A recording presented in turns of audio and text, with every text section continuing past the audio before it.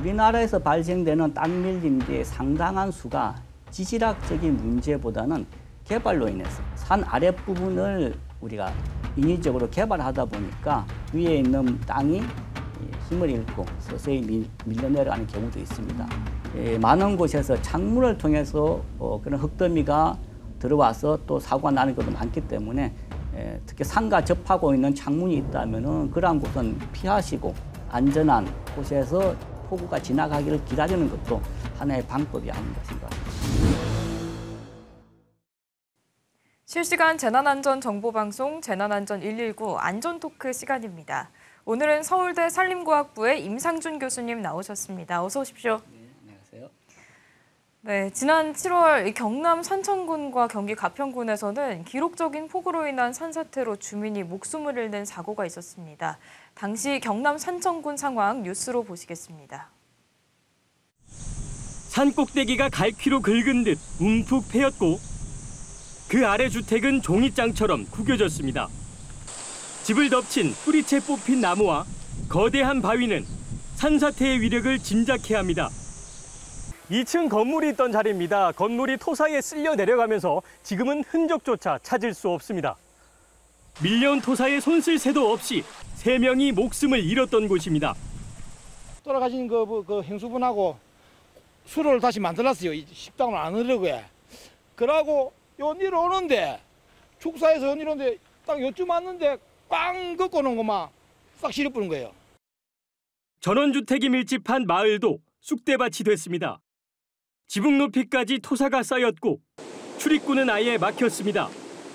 집 앞에 차는 토사에 밀려 수십 미터를 내려갔습니다. 집 안에 이만큼 흙이 쌓였어요. 다 들어갔고. 저기서 잤거든요. 네. 밤에 산사태가 이렇게 났다면 죽었을 거예요. 전기와 통신까지 끊긴 데다 진입로까지 막혔던 상황. 무사히 대피한 게 꿈인가 싶을 정도입니다. 통신도 주저리 되고 그냥 나가는 입구가 다 그냥 산사태로 무너져가지고 오후 5시까지 고립이 되어 있다가 단 나흘 동안 1년 내릴 비의 절반이 쏟아졌던 경남 산청에서만 14명이 숨지거나 실종됐습니다. 지난 봄 대형 산불을 겪었던 산청 주민들. 그 상처가 아물기도 전에 이번엔 수해 피해로 어려움을 겪고 있습니다. KBS 뉴스 박기원입니다. 네, 먼저 이 사고로 유명을 달리하신 고인의 명복을 빕니다. 이게 뉴스로만 봐도 육안으로도 정말 피해가 크다는 게 느껴졌는데요. 경남 산청군 일대가 폭우가 쏟아지면 산사태 발생하는 게 아닌가 많이들 불안해하고 계십니다.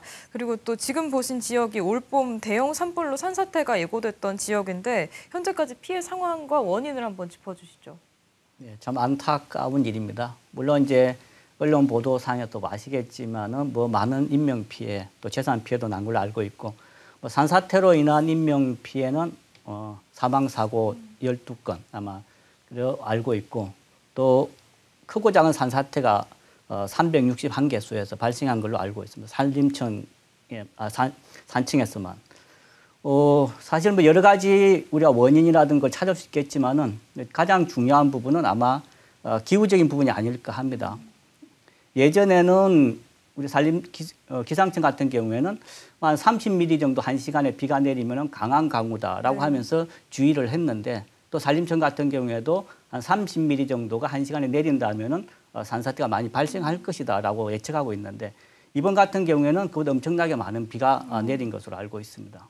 최근 기상청 같은 경우에도 1시간에 한 72mm 정도 엄청나게 비가 내리는 경우 혹은 1시간에 한 50mm 정도 비가 내리지만은 3시간 누적으로 한 90mm 정도 비가 내리는 경우는 새로운 극한 강우라는 용어를 사용해가지고 기존에 있는 그런 강한 강우 혹은 강한 비란과 다른 개념을 사용을 하고 있습니다. 근데 이번 아시겠지만은 산청에는 지역에 따라 물론 다른 강우량이 다르게 기록되어 있지만은 많은 곳에는 시간당 80mm 또 어떤 곳은 100mm로 내렸다라고 하는 이야기도 있습니다. 물론 이제 그전 산사태가 발생하기 전 한 4일 내에 5일까지 다시 되돌아가 본다면 한 700mm 정도 이상, 즉 1년에 우리나라 강우량이 한 1,300mm 정도라고 한다면 1년에 내릴 수 있는 강우량의 반 정도가 한 3, 4일 정도 되는 짧은 기간에 내렸다라고 생각할 수 있을 것 같습니다. 집중호우로 인한 산사태 피해가 정말 무섭다 이렇게 느껴졌는데요. 집중호우뿐만이 아니라 올봄에 이 산불로 인한 산사태 위험 지역이 산청 그리고 울주, 의성, 하동 등 영남 일대였습니다. 산청 말고 다른 지역의 산불 피해 지역 상황 어땠습니까? 아직까지 산청을 제외한 다른 지역에서는 산사태 발생 건수가 신고된 건 없는 걸로 알고 있습니다. 보통 우리가 일반적으로 이제 산불이 나고 나면은 산사태가 많이 발생한다라고 국민들 알고 있습니다. 네. 특히 2000년 동해안 산불 이후에 2002년 태풍 루사가 왔을 때 동해안 지역에 엄청나게 많은 산사태가 발생했고 또 2005년 남원의 산불 피해지 같은 경우에도 산불이 나지 않은 곳과 비교했을 때 한 200배 정도 더 많은 산사태가 발생한다라고 보고된 바도 있습니다. 아시겠지만 올봄 영남 지역에 있는 대형 산불로 인해서 네. 10만 헥타 이상의 산림이 소실되었습니다. 아마 그런 곳에서는 상당히 다른 지역과 비교했을 때 산사태 발생 가능성이 높다. 산청 같은 경우에도 전체 산사태지 중에서 약 22개소가 올봄 산불 피해를 받은 곳에서 발생한 것으로 그렇게 파악되고 있습니다. 산사태 원인 중 또 산불이 중요한 원인이 될 수 있겠다라는 생각이 들었는데요. 아까 말씀하신 폭우 이야기 다시 한번 짚어보자면 경남 산청군 일대 주민들이 이제 폭우만 쏟아지면 가까운 대피소로 몸을 피하고 있는 상황입니다. 극한 폭우, 폭염이 반복되고 있는데 지금 추가적인 산사태 위험은 또 없습니까? 아직까지 다행스럽게도 그 이후에는 추가적인 산사태가 발생했다는 그런 내용은 없는 것 같습니다. 하지만 아직까지 안심하기는 좀 이르지 않나. 우리나라 같은 경우에는 여름철 장마라고 하는 것들이 있고 또 태풍이라고 하는 것이 가을 태풍이라고 해가지고 심한 경우에는 10월 달까지도 네. 태풍이 올라오고 있기 때문에 지금 산사태가 없다고 해가지고 안전하기에는 조금 아직은 이르다. 특히 한번 산사태 피해를 받은 지역은 상당히 많은 토양이 땅속에 있다라고 볼 수 있습니다. 물론 땅속에 있는 토양들이 서서히 사라지겠지만은 워낙 천천히 이루어지기 때문에 언제든지 조그만 비가 내리게 되면은 다른 지역보다 산사태 위험성이 높고 특히 이 산청 같은 경우에는 한번 산사태가 발생했기 때문에 땅이 한번 흔들렸다고 볼 수 있을 것 같습니다. 기존에 튼튼하게 있던 땅들이 어떤 식으로든 충격을 받고 또 어떤 식으로 흔들렸기 때문에 그 이후에는 예전보다 작은 강우라든지 작은 충격만 발생하더라도 산사태가 충분히 발생할 수 있는 여건이다라고 볼 수 있습니다. 그럼 산사태 위험이 예상되는 지역의 주민들은 좀 어떻게 평소에 예방을 하면 좋을까요? 지금 상태는 지금은 우선 아마 어느 정도 대피가 하고 지금 복구를 하고 있는 걸로 알고 있습니다. 그래서 평상시에 지금은 당장은 우선 이제 안전하게 대피해 있다가 어느 정도 안전이 확보되었다면 즉 주택 같은 경우에는 추가 붕괴 위험이 없는 것으로 확인된다면은 이제 다시 돌아가셔서 생활하시면 될 것 같고 그러한 부분 확인될 때까지는 대피하는 것이 저는 좋다고 생각을 합니다. 네, 산사태뿐만이 아니라 또 대규모 땅 밀림으로 인해서 주민 모두가 이제 살 곳을 찾아서 이제 다른 곳으로 떠난 마을이 있습니다. 뉴스 보고 토크 이어가도록 하겠습니다. 마을이 폭격을 맞은 듯 아래가 푹 꺼졌습니다. 붉은 토사에 매몰된 집들은 겨우 지붕만 보입니다. 지진이 난 것처럼 땅 곳곳이 솟구쳐 올랐고 주택 옹벽은 쩍쩍 갈라졌습니다. 전신주는 한쪽으로 쓰러졌습니다. 급경사지에 토사 등이 휩쓸려 내려가는 일반적인 산사태와는 사문 양상이 다릅니다. 피해 규모가 심각해 이 마을 전체 13가구는 집단 이주를 결정했습니다. 현장을 조사한 전문가들은 땅 밀림 현상을 원인으로 추정합니다. 보시는 것처럼 도로가 뚝 끊기면서 그 아래로 토양층이 20m 가까이 완전히 주저앉았습니다. 땅 밀림은 주로 완만한 경사지에서 집안 전체가 미끄러지듯 움직이는데 산사태보다 피해 규모가 훨씬 크고 재발 가능성도 높습니다. 산림청은 땅 밀림 위험 지역을 등급별로 관리하지만 이 마을은 위험 지역에 포함되지 않았습니다. 대상 지역이 산지에만 국한되기 때문입니다. 지목이 산은 아니에요. 택지하고 경작지로 돼 있거든. 그 농경지를 하더라도 산지와 접해 있으면은 재난에 대한 대책이 있어야 된다. 산림청은 땅 밀림이 발생한 마을의 토질과 원인 등을 조사할 계획입니다. KBS 뉴스 김소영입니다.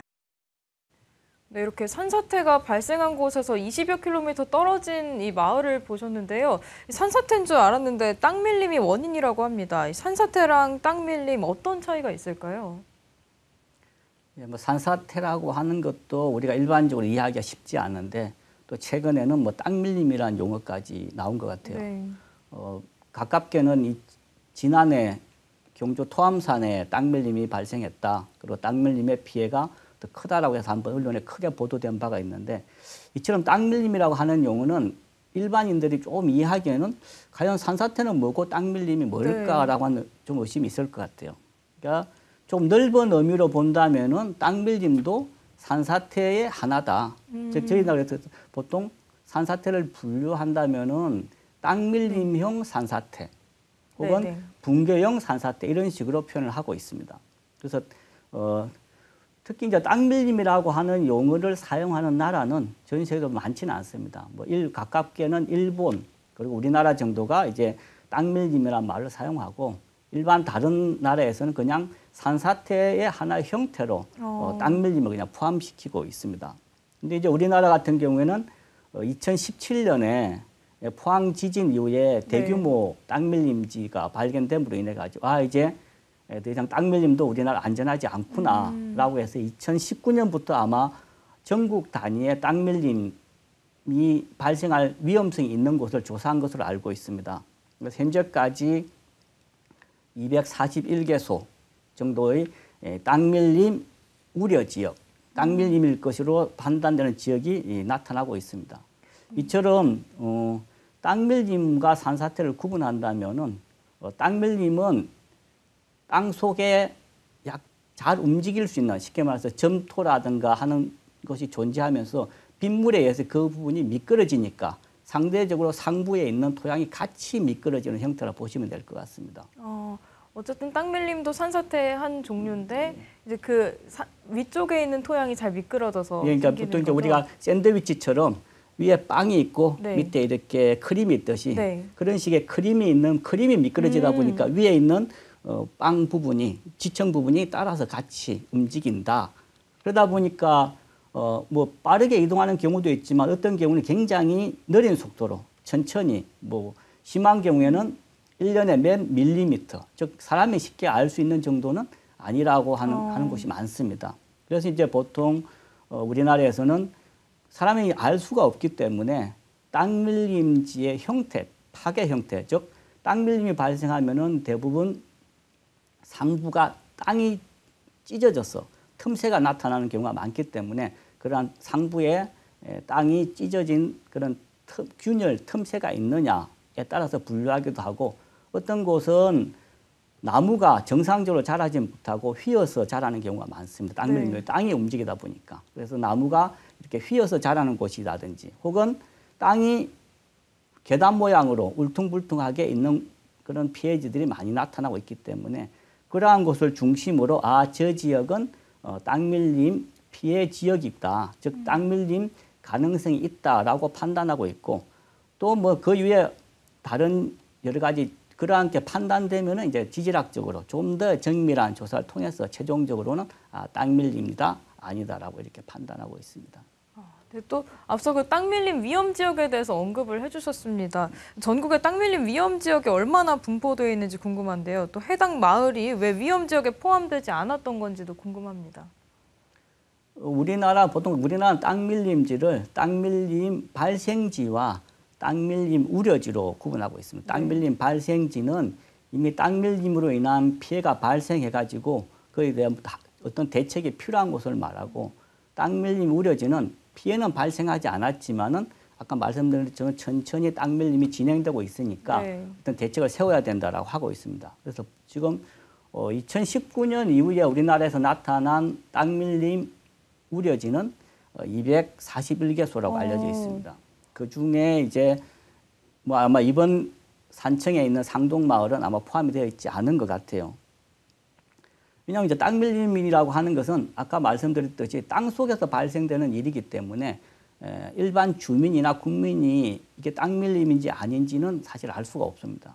땅 속을 보지 않은 이상은. 그렇기 때문에 그러한 피해 흔적들이 있는지 조금 전에 말씀드렸던 갈라진 틈이라든지 아니면 단차라든지 나무에 이상 성장이 있는 경우에 네.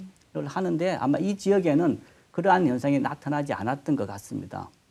그리고 또 하나 우리가 이제 땅밀림지를 이렇게 판단할 때 있어가지고 우리나라에서 발생되는 땅밀림지의 상당한 수가 지질학적인 문제보다는 개발로 인해서 예를 들어서 도로를 만든다든지 뭐 앞에 주택을 만든다 하면서 산 아랫부분을 우리가 인위적으로 개발하다 보니까 위에 있는 부분이 원래는 땅밀림지의 영향이 땅밀림지가 크지 않았는데 밑에 있는 부분이 잘려져 나가니까 네. 위에 있는 땅이 힘을 잃고 서서히 밀려 내려가는 경우도 있습니다. 그래서 여러 가지 원인이 다양하기 때문에 뭐 이번 상동마을 같은 경우에도 상릉마을 같은 경우에도 아마 그런 여러 가지 요인이 복합적으로 작용해서 나타났던 거고 앞에 말씀드린 것처럼 왜 포함시키지 않았냐 하는 것은 그런 사전에 알 수 있는 징후들이 나타나지 않았기 때문에 그러지 않았나 그렇게 판단해 볼 수 있을 것 같습니다. 근데 그럼에도 불구하고 또 지난 3월에 산불로 큰 피해를 입었던 곳이잖아요. 네. 그렇다면 이 산사태나 땅밀릴 위험이 없는지 사전에 파악이 됐어야 되는 게 아닌가라는 생각이 드는데 뒤늦게 산림청에서 땅밀림이 발생한 마을의 토지를 조사한다고 했습니다. 이와 관련해서 교수님께서 의견 부탁드립니다. 땅밀림이 발생한 곳에 뭐 토지나 지질을 조사하는 것은 그 지역이 땅밀림인지 산사태인지 아마 판단하기 위함이 아닌가 생각을 합니다. 왜냐하면은 땅밀림인지 산사태에 따라서 복구하는 방법이 달라져야 되기 때문에 그렇게 생각하고 있고 제가 확인한 바로는 산청 하동이 올봄에 산불이 많이 났었는데 네. 그 지역에 대해서 긴급 진단을 한 것으로 알고 있고 그 긴급 진단 결과 산청하고 하동 지역에 약 33개소 정도의 응급 복구를 계획하고 있거나 이미 복구가 공사가 들어간 것으로 알고 있습니다. 이번에 산사태 피해를 받은 시천면이라든지 단성면에도 사방댐과 같은 그런 피해 저감 시설이 16기가 계획되어 있고 아마 4개 정도는 이미 공사가 진행되어 가지고 언론 보도에 의하면 어느 정도 산사태로 발생되는 흙이라든가 이런 누목들을 막아주었다라고 하는 보도도 있습니다. 그래서 아마 저희들이 그 지역에 여러 가지 대책을 종합적으로 판단해가지고 아마 앞으로 산림청이라든지 관계기관들이 대책을 수립하지 않을까 생각하고 있습니다. 이 대책 수립이 중요할 것 같다는 생각이 들었는데요. 경남 산청의 산사태가 인재라는 근거가 있습니다. 또 경상남도가 이미 산사태 취약지대 이제 2,300여 곳을 파악해놓고 예방 조치를 제대로 하지 않았다는 비판도 일고 있는데요. 관련 영상 뉴스로 확인해 보시겠습니다. 지난 19일 폭우로 3명이 숨진 경남 산청군 부리마을입니다. 마을 뒷산은 꼭대기부터 순식간에 무너져 내렸습니다. 지난해 5월 경상남도가 작성해 행안부에 제출한 경남 산사태 취약지역 보고서입니다. 2,300여 곳을 지정해 대피소까지 안내하고 있는데 피해가 컸던 부리마을도 포함돼 있습니다. 하지만 마을 주민들은 뒷산이 산사태 취약지역인지 대피소는 어디인지 모르고 있습니다. 그런 걱정은 한 번도 안 해봤어요. 왜냐하면 한 번도 여기 이쪽에서 산사태 같은 게 안 일어났으니까. 경상남도는 취약지역을 정리하고도 개인정보 노출과 땅값 영향 등을 이유로 제대로 공개하지 않았습니다. 산사태 정보 시스템이 있는데 공개가 안 되고 있는데 재단상에 이거를 공개를 하면 땅값의 문제나 이런 게 있어서 심지어 산청군 담당 공무원조차 지정 사실을 모르고 있었고 이에 따른 예방 점검도 없었습니다. 우리는 산사태 취약 지역은 데가 아니라는 거는 일반 산에 다 점검할 수 있는 상황은 아닙니다. 이번 산청 집중호우로 숨진 12명 가운데 8명이 산사태로 무너진 집에서 발견된 상황. 인명피해가 발생한 5곳은 경상남도가 파악한 산사태 취약지역 일대였습니다. KBS 뉴스 진정훈입니다. 산불이 난 게 올 봄이고 또 경남 산사태 취약지역 보고서가 작성된 게 산불이 나기 전인 지난해 5월이란 말이죠. 그렇다면 이 산불로 산사태 위험이 더 높아진 상황이었다는 건데 지금까지 제기된 문제점들을 다시 한번 짚어주시죠. 네, 아마 국민들이 제일 체감하기에는 산사태 취약지역이라는 곳이 지정이 되었는지 혹은 지정이 안 되었다면 여러 가지 왜 지정이 안 되었는지 이런 것이 궁금해할 것 같습니다. 산청에서도 산청군도 195개소 정도를 이번 산사태 피해지 주변에 취약지역을 지정한 것으로 알고 있습니다. 한번 우리가 산사태 취약지역의 제도에 대해서 한번 살펴볼 필요가 있는데요. 실제 우면산 산사태 이전만 하더라도 일반 국민들 관심은 산이 무너지거나 산이 훼손되는 데 관심이 있었지만은 우면산 산사태를 이후로 이제 산보다는 인명이 더 중요하다라는 데 우리가 국민들의 관심이 집중하게 됩니다. 그 이후부터 산림청 같은 경우에도 인명이나 특히 재산 피해 중심으로 산사태 대응을 하자라고 해서 산사태 취약 지역이라고 하면 인명이나 재산 피해, 특히 인명 피해가 심각하게 우려되는 지역을 우선적으로 선정해서 그 지역에 대해서 예방 사업도 우선적으로 하고 대책도 마련하자는 취지로 이 산사태 취약 지역 제도를 활용하고 있습니다. 저도 산사태 취약 지역 지정위원회 활동하고 있지만 네. 여러 가지 제도를 활용하는 데 있어서는 한계가 있는 것 같아요. 왜냐하면은 산사태 취약 지역을 일단 지정이 되면은 국민들 입장에서는 재산권에 대한 제약을 받습니다. 왜냐하면은 여러 가지 그 지역이 사업으로 되어 있기 때문에 앞에 아까 영상에 나왔지만은 뭐 여러 가지 부동산 가격도 있지만은 또한 개인이 어떤 행위를 하기에는 여러 가지 할 수 있는 일과 할 수 없는 일이 나누어져 있습니다. 그러다 보니까 그 산주라든가 주민의 입장에서는 취약 지역을 지정하되 가능한 적게 지정하고자 하는 그러한 경우가 있고 또 어떤 경우에 취약 지역 같은 경우에는 주민의 동의가 없으면 할 수가 없기 때문에 어떤 경우에는 주민 입장에서 이 정도는 내가 위험하지 않으니까 이 지역을 취약 지역으로 지정하는 데는 좀 안 했으면 좋겠다라는 그런 의견을 내는 경우도 많습니다. 물론 이제 내년부터는 법이 바뀌어서 네. 그런 부분에 대해서 이제 위험한 곳은 국가에서 강제로 취약 지역을 지정할 수 있게 되어 있는데 그런 이유로 이제 취약 지역이 좀 아직까지 제도적으로 좀 더 개선할 부분이 있겠다라고 생각을 하고 있고 또한 일선에서 공무원들하고 만나보면은 산청군 같은 경우에는 195개소인데 담당 공무원이 1명 정도인데 그분이 산불도 하지만 산사태도 하고 병해충도 같이 하는 경우가 대부분입니다. 일선 같은 경우에는. 즉 너무 업무가 많아지다 보니까 사실 그런 모든 곳을 다 관리할 수 없고 그러니 이분과 같은 그런 또 취약 지역이 되어 있지만은 충분한 정보 제공이 안 돼 있거나 또 취약 지정에 있는 주민들에게 필요시 어디로 대피한다든지 할 수 있는 홍보들이 좀 부족하지 않았나 생각을 해봅니다. 공무원들의 업무 과중도 문제가 될 수 있겠군요.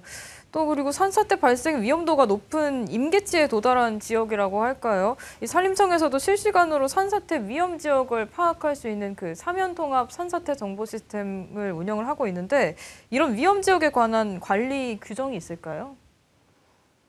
산사태라고 보면 보통 이제 어떤 사면이 붕괴되는 것으로 알고 있습니다. 그래서 우리가 위험 사면이라고 하면은 정부 부처별로 각각 다르게 관리하고 있는데요. 예를 들어서 뭐 도시라든가 이런 급경사지 같은 면은 행정안전부에서 급경사지법에 의해서 운영하고 있고 철도라든가 도로비탈면 같은 경우에는 뭐 국토부라든지 철도청에서 관리하고 있습니다. 물론 자연산지 같은 경우는 산림청이 활용하고 있는데 그러다 보니까 물론 이러한 제도는 그 지역의 재해뿐만 아니라 뭐 계획이라든가 운영 관리적인 측면의 어떤 효율성이나 전문성 때문에 당연히 나누어진 것으로 알고 있는데 재해라고 하는 부분들이 꼭 어떤 특정한 부처의 면적에서만 부처에 관할된 지역에 발생하는 것이 아니다 보니까 어떤 통합적인 관리가 필요하다라고 하는 것을 이제 저희들이 인식하고 있고 항상 그런 요구가 많았던 것 같습니다.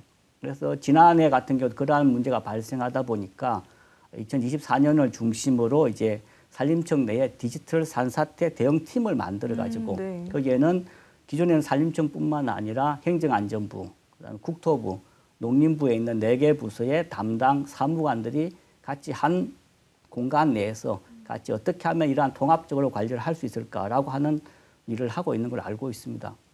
그래서 궁극적으로는 산림청이 가지고 있는 산사태 정보 시스템에 각 부처가 가지고 있는 정보를 통합해가지고 좀 더 종합화하는 그런 계획을 하고 있고 뭐 이러한 것은 일본 같은 경우에도 일본 토속류라든지 혹은 땅 밀림, 그다음 우리가 알고 있는 그런 사면 붕괴를 예전에는 각각 관리해 오다가 이제는 세 개를 합쳐서 토사재해라는 항목으로 통합적으로 관리하고 있기 때문에 우리도 그러한 흐름에 맞추어서 관리하고 있는 게 아닌가 생각하고 있습니다. 이런 통합적인 관리 체계 시스템이 꼭 필요하겠습니다. 네. 경기도 가평군도 지난 7월 극한 폭우로 특별 재난 지역으로 지정이 됐는데요. 당시 상황 뉴스로 확인해 보시겠습니다. 도로 옆으로 흙탕물이 빠른 속도로 내려옵니다. 토사가 덮친 도로는 아수라장이 됐고 전봇대는 급류를 이기지 못한 채 쓰러졌습니다. 오늘 새벽 3시 무렵 경기 가평군에 시간당 70mm가 넘는 강한 비가 내렸습니다. 산사태로 토사가 마을을 덮치면서 주민 한 명이 숨졌습니다. 큰 폭우링이 와서 이제 들어서 지붕을 이렇게 받쳐갖고 전기톱을 가지고 들어가서 꺼냈지. 내가 가서 지붕을 막 두들기면서 소리를 치고 대답하라고 그래도 아무 소리도 없어. 불어난 물은 다리까지 삼켜버렸습니다. 가족들과 캠핑에 나섰던 40대 남성이 물에 떠내려오다 다리 구조물에 걸려 숨진 채 발견됐습니다. 여기는 사고가 난 대보교입니다. 급류에 이렇게 나무까지 쓸려왔고 철제 난간도 훼손됐습니다. 심야 새벽 시간대 주민들은 잠을 자다 말고 허둥지둥 대피해야 했습니다. 토사가 덮친 집은 손 쓸 수 없는 상태가 됐습니다. 우리가 나올 적만 해도 무너지지 않았는데 이런 부산물들이 와서 막 그냥 치니까 저 안에 지금 살림은 다 들어있잖아요. 지금 저 안에. 오늘 가평군 조종면, 상면 등 곳곳에서는 종일 전기와 수도 공급이 끊겨 주민들이 불편을 겪고 있습니다. 경기 포천에서도 시간당 90mm가 넘는 폭우가 쏟아지면서 도로가 침수되는 등 피해가 잇따랐습니다. KBS 뉴스 최인영입니다. 네, 이 안타까운 사고로 고인이 되신 분의 명복을 빕니다. 경기도 가평군은 새벽에 쏟아진 폭우로 산사태가 발생해서 주민 4명이 매몰됐고 그중에 1명이 숨졌는데요. 경남 산청의 산사태와 다른 점이 있나요? 네, 우선 산청 부분이 워낙 큰 피해가 발생하다 보니까 국민의 관심이 온통 산청에 쏠려 있지만 가평에서도 그에 못지않게 피해가 발생한 것으로 알고 있습니다. 가평이든 산청이든 서로 다르다는 부분을 찾는 것은 쉽지 않을 것 같습니다. 1차적인 원인이 우선 우리가 생각지 못했던 폭우에 의해서 발생했다고 볼 수 있으니까요. 특히 가평 같은 경우에는 시간당 1000mm 정도의 비가 내렸다. 또 정확하게는 시간당 100mm 비가 내렸다. 시간당 103mm 정도 내렸다라고 알고 있기 때문에 충분히 산사태 발생 위험이 높았다라고 생각을 하고 있습니다. 근데 이제 이런 우리가 산청하고 가평을 좀 다르게 생각해 본다면은 우선 가평 혹은 가평뿐만 아니라 서울을 둘러싸고 있는 경기도에 있는 그런 산지들은 이용에 대한 요구가 굉장히 높습니다. 네. 특히 최근에 와가지고 캠핑이라든가 차박이라든가 혹은 글램핑과 같은 부분에 대한 관심도 많고 수요도 많아지다 보니까 또 그러한 것에 대한 하나의 그런 지역의 활성화를 위한 방안으로서도 또 어느 정도 권장하기도 하고요. 근데 우리가 알고 있듯이 캠핑이나 차박 같은 경우는 이왕이면은 물과 가까운 곳 혹은 이왕이면은 산과 가까운 곳일수록 인기 있는 자리고 인기가 많을 수밖에 없습니다. 그래서 그러한 곳에 많이 하다 보면은 평상시에는 좋지만은 이런 재해가 발생했을 때는 다른 지역보다는 또 재해 위험성이 높은 지역이라고 우리가 생각할 수 있습니다. 가평에 발생된 인명사고만 보더라도 어떤 그런 가극물에 의해서 온 일가족이 피해를 받은 것으로 알고 있는데 그처럼 그런 것에 대한 통제나 규정들을 한번 이번 기회에 한번 살펴봐야 되겠다. 특히 거기에 거주하시는 분들 입장에서는 지역이 요즘 소멸되고 있고 활성화가 안 되는데 그런 규정들을 가능한 줄여줘야만 지역이 활성화되고 상권이 살아나겠다라고 주장도 많이 하시는데 저도 당연히 맞다고 생각을 합니다. 또 한편으로는 그렇게 하다 보면은 재해 부분이 또 취약해질 수 있고 이번과 같은 인명사고가 발생할 수밖에 없기 때문에 두 개를 어떻게 같이 즉 지역에 있는 경제 활성화도 시키고 혹은 또 소중한 재산이나 인명피해가 발생하지 않도록 적정한 규정이나 기준을 만들어서 그런 것에 대한 것을 최소화할 수 있는 이런 데 대한 좀 노력들이 앞으로 필요하지 않나 생각하고 있습니다. 네, 지역 입장에서도 적정한 규제가 필요하다 이렇게 얘기해 주셨고요. 또 이 산과 물이 있는 지역에 놀러 가시는 분들도 각별히 주의하시면 좋을 것 같습니다. 이렇게 새벽에 또 폭우가 쏟아지는 상황에서는 산사태가 발생해서 도로가 유실되지 않았습니까? 이런 상황에서 대피하는 거는 더 위험할 수도 있었을 것 같은데 어떻게 보셨나요?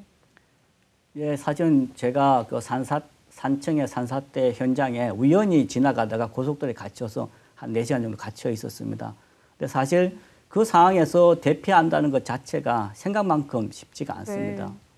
우리가 대부분 농산촌에 거주하시는 분들은 고령 인구가 많고 또한 폭우가 쏟아지는 상황에서 고령의 분들이 그 정도 불편하신데 그 상황에서 혹시 이동하는 과정에서도 또 다른 비에 홍수에 의해서 휩쓸려 가거나 하는 혹은 미끄러지거나 하는 사고가 발생할 수 있기 때문에 만일 주변의 도움을 받아서 안전한 곳으로 대피하는 것이 좋은데 그렇게 할 수 없는 상황이라면 저는 주택에 머무르는 것도 하나의 방법이 될 수 있겠다. 산사태 피해 난 곳에 가서 한번 조사를 해보면은 우리가 일반적으로 짓고 있는 철근 콘크리트로 짓는 주택 같은 경우에는 그렇게 큰 피해를 받지 않는 것으로 알고 있습니다. 물론 우리가 창고처럼 가설 재료로 짓거나 혹은 임시로 짓는 구조물들은 좀 상대적으로 약하기 때문에 산사태가 발생하면 흙탕물이 흙에서 파손되긴 하지만 주택은 안전하다라고 알려져 있기 때문에 그런 상황이라면은 대피를 하지 못할 상황이라면은 저는 안전한 곳에 특히 많은 곳에서 창문을 통해서 그런 흙더미가 들어와서 또 사고가 나는 것도 많기 때문에 특히 산과 접하고 있는 창문이 있다면은 그러한 곳은 피하시고 안전한 곳에서 즉 좀 그동안 큰 사고, 큰 폭우가 지나가기를 기다리는 것도 하나의 방법이 아닌가 생각할 수 있을 겁니다. 무조건적으로 대피하기보다는 이제 집 내부로 들어가는 게 나을 수 있고 창문보다는 살짝 떨어져 있는 게 좋다고 얘기해 주셨습니다. 2010년 이후에 여름철에 한꺼번에 많은 비가 쏟아지는 일이 빈번해지면서 산사태 발생 횟수도 늘었는데요. 그런데 올해는 1년 동안 쏟아질 전체 강수량의 절반이 하루 만에 쏟아졌다는 지역도 있습니다. 올해 산사태 예년이랑 다른 특징이 있을까요?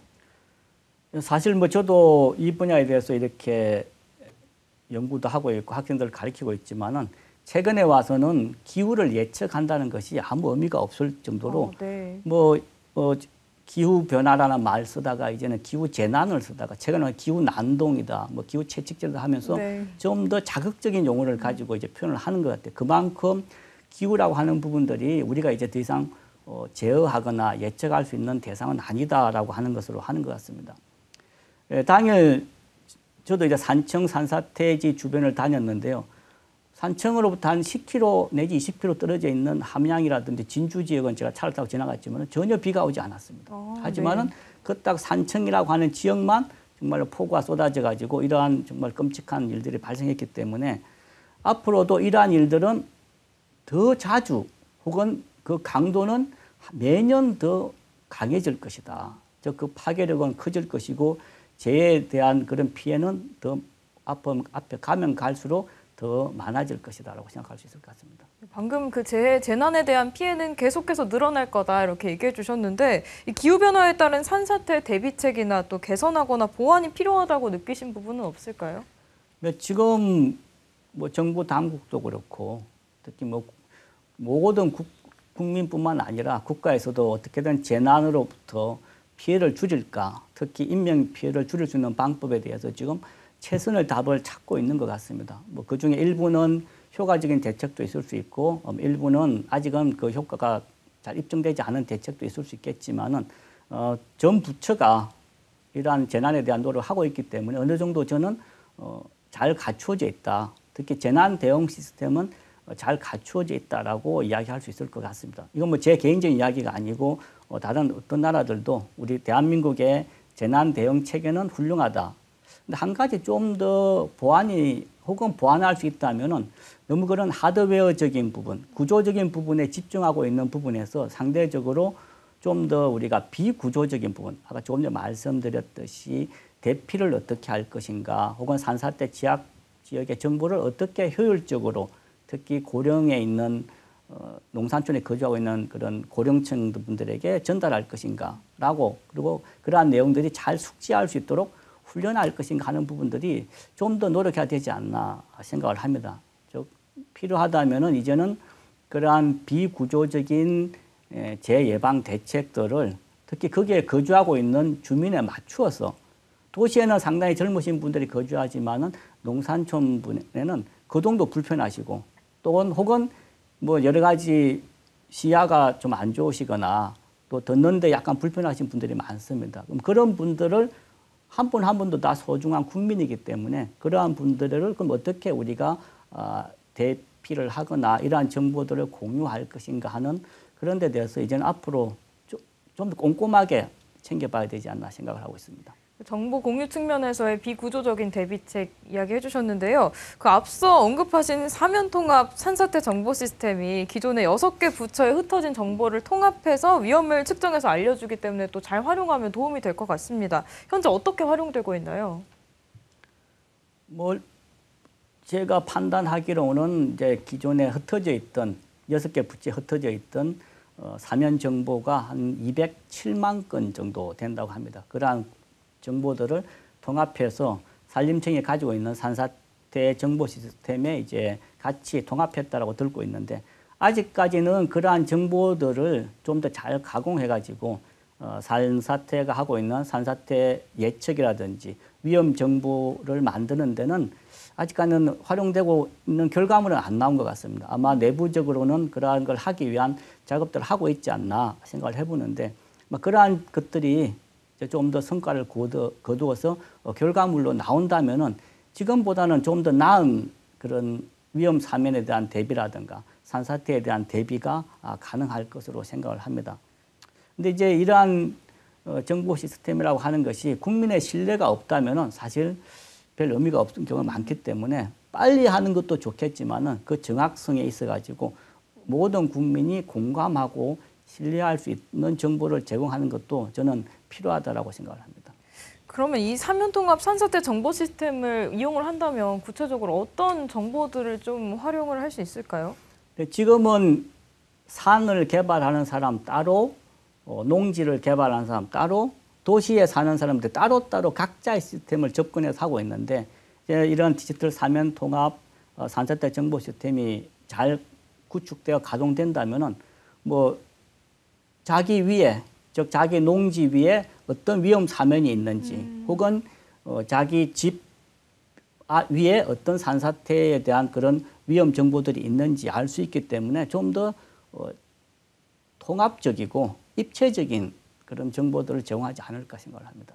정말 이 정보 활용을 하게 된다면 크게 도움이 될 것 같다는 생각이 들었는데요. 산사태도 발생하기 전에 전조 증상이 나타난다고 알고 있습니다. 어떤 현상들이 있을까요? 여러 가지 항상 이런 보도라든가 책의 교과서라든가 보면은 발생하기 전에 전조 증상이 있으니까 적절하게 대피하십시오라고 하고 있는데 물론 산사태 같은 경우에도 사면에서 물이 흘러나온다든지 혹은 나무가 좀 흔들린다든지 아니면은 좀 나무 뿌리가 끊어지는 것 같은 소리가 들린다고는 합니다. 근데 참 이거는 일반 국민들이 알아차리기에는 쉽지는 않습니다. 왜냐하면 산사태가 발생할 때는 대부분 비가 많이 내리는 폭우가 내리는 상황에서 그런 소리를 듣는 것도 쉽지 않고 또 그 비가 내리는 상황에서 주변을 그럼 어디 물이 쏟는지를 살펴보는 것은 오히려 더 위험에 노출될 수 있기 때문에 저는 그러한 것도 만일 가능하다면 이러한 정보를 활용하지만은 현실적으로는 우리 KBS 재난방송처럼 그런 방송에 의지한다든지 아니면은 긴급 재난 문자를 통해서 본인들에 대한 그 어떤 상황을 파악하고 거기에 맞추어서 행동하거나 필요한 경우는 대피하는 것이 아마 최선이 아닐까 그렇게 생각을 합니다. 이런 재난안전 119 같은 방송에 좀 귀 기울이시고 그리고 또 재난안전 문자를 받았을 때 신속하게 대피하는 게 중요할 것 같습니다. 네, 마지막으로는 30초 안전 챌린지인데요. 산사태로 경보 단계별 행동 수칙과 대피 시 행동 요령을 30초 안에 빠르게 말씀해 주시면 됩니다. 자, 준비되셨을까요? 네, 30초 한번 이야기해 보겠습니다. 그럼 시작하면 말씀해 주시면 됩니다. 시작! 예, 산사태는 저희들이 맞서 싸울 수 있는 대상은 아닙니다. 우선 피하고 보는 것이 전 최상책이라고 생각을 합니다. 그래서 긴급 재난 문자가 오거나 혹은 재난 방송에 관련 정보가 있을 경우에는 반드시 확인하시고 거기에 따라서 최선의 대비 혹은 대피 방법을 찾아서 대피하는 것을 가장 최선의 생각을 하고 만일 그러한 여건이 아니라면은 주변에서 가장 안전한 곳 혹은 주변에서 가장 튼튼한 그런 곳으로 잠시 대피하셨다가 생명을 지키는 것이 좋겠다고 생각합니다. 네, 30초 딱 맞춰서 해주셨습니다. 일단 산사태는 맞서 싸울 수 있는 게 아니기 때문에 재난안전방송에 귀 기울이시고 산사태 발생 경보가 울린다면 최대한 빨리 대피하시는 게 중요할 것 같습니다. 네, 여기까지 듣도록 하겠습니다. 지금까지 서울대 산림과학부의 임상준 교수님이었습니다. 오늘 말씀 감사합니다. 네, 수고하셨습니다.